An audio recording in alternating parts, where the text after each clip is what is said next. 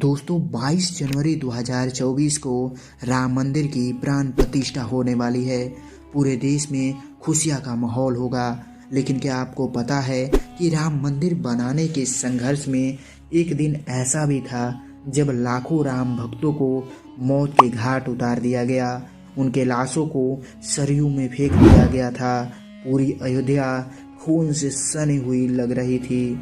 सड़कों पर खून के धब्बे और छींटे बिखरे हुए थे और वो दिन इतिहास के काले अक्षरों में अंकित हो गया। तो दोस्तों आइए जानते हैं कि आखिर ऐसा क्या हुआ था उस दिन। इससे पहले अगर आप हमारे चैनल पर नए हैं तो इस चैनल को सब्सक्राइब करके बेल आइकन को प्रेस जरूर कीजिएगा। दोस्तों बात है उस समय की जब भगवान राम अयोध्या में चबूतरी पर पूजा किए जाते थे और पूरे भारतवर्ष में हिंदुत्व आक्रोश में था। लेकिन फिर भी सरकार ने श्रद्धालुओं को पूजा करने की इजाज़त नहीं दी थी, जिसके चलते पूरे भारत से लाखों की संख्या में कार्यसेवक अयोध्या पहुंचने लगे। और तब उस समय उत्तर प्रदेश में मुलायम सिंह यादव की सरकार थी और प्रशासन ने अयोध्या में कर्फ्यू लगा रखा था, जिसके चलते श्रद्धालुओं को प्रवेश पर रोक लगा दी गई थी।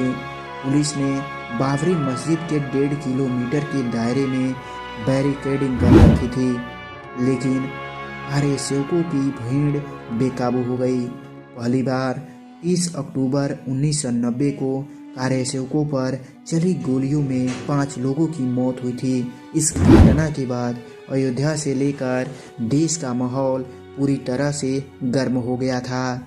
इस गोलीकांड के 2 दिन बाद ही 2 नवंबर को हजारों कार्यसेवक हनुमानगढ़ी के करीब पहुंच गए, जो बाबरी मस्जिद से बिल्कुल करीब था।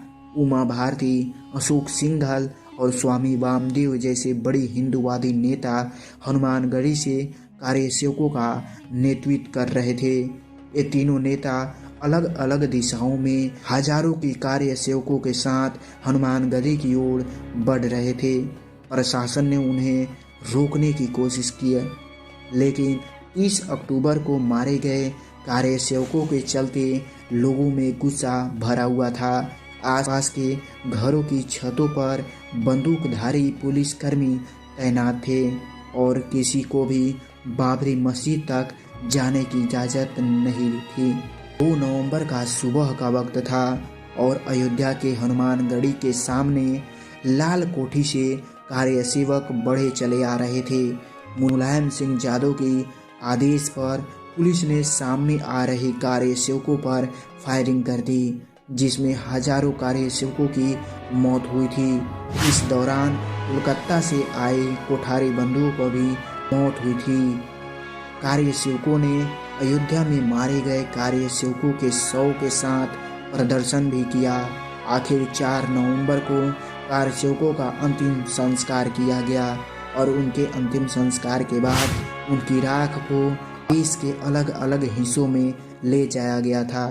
और यही कारण था कि 1990 के बाद चुनाव में मुलायम सिंह यादव की सरकार गिर गई और एक बार फिर 6 दिसंबर 1992 को देश भर से लाखों कार्यसेवकों की भीड़ अयोध्या के बाबरी मस्जिद की ओर बढ़ रही थी। सुबह 11:45 पर फैजाबाद के जिले मजिस्ट्रेट और पुलिस अधीक्षक ने बाबरी मस्जिद राम जन्मभूमि परिसर का दौरा भी किया था। हालांकि वे हालात को भांप नहीं पाए थे।